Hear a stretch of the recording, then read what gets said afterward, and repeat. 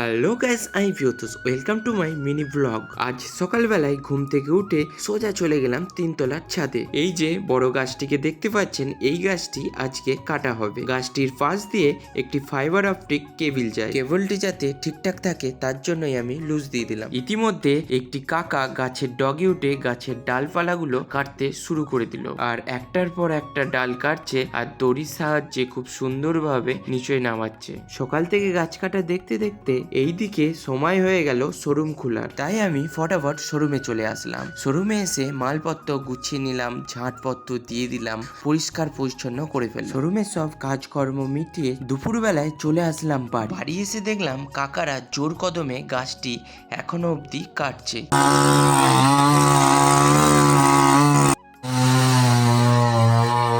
তারপর সন্ধ্যার দিকে শোরুমে এক গাড়ি হায়ারের মাল আসে। হায়ারের বিভিন্ন ধরনের এসি, যেমন colour AC, heavy duty AC, wifi features যুক্ত এসি আমাদের শোরুমে অ্যাভেলেবেল আছে। আপনারা যদি কিনতে চান তাহলে অবশ্যই আমাদের শোরুমে এসে ভিজিট করুন। আর হ্যাঁ, অবশ্যই আমাদের ইএমআই এর সুব্যবস্থা আছে। যাই হোক, দাদারা খুব সুন্দরভাবে মালগুলোকে গাড়ি থেকে নামিয়ে আমাদের শোরুমের সামনে রেখে দিল।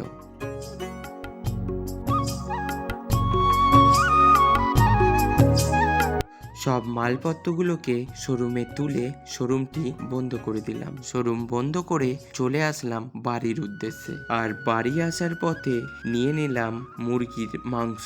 মুরগির মাংসটা আমি ভালোবেসেই রান্না করি। আজ আমি মুসুর ডাল দিয়ে মুরগির মাংসটা রান্না করলাম। আপনারা কি কোনোদিনও মুসুর ডাল দিয়ে মাংস রান্না করেছেন? করে থাকলে অবশ্যই একটা কমেন্ট করবেন। মাংস কষাটা কিন্তু খুব সুন্দর ছিল। আবার দেখা হবে নেক্সট কোনো ব্লগে। ততক্ষণ আপনারা সুস্থ থাকবেন, ভালো থাকবেন।